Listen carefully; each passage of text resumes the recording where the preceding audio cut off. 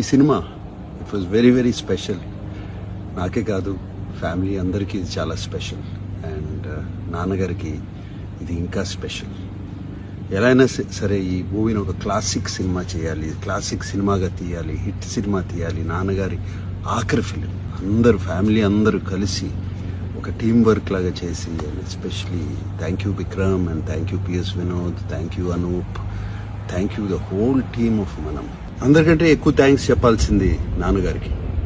ఆయన ఎంత పెయిన్లో ఉన్నా, ఎంత బాధలో ఉన్నా సరే సెట్కి వచ్చి షూటింగ్ చేసి మా అందరినీ నవ్విస్తూ సినిమాని ఫినిష్ చేశారు. అండ్ నాకు ఒకటే బాధ, నాన్నగారికి ఈ సినిమాని ఒక పెద్ద స్క్రీన్ మీద చూపించలేకపోయాను.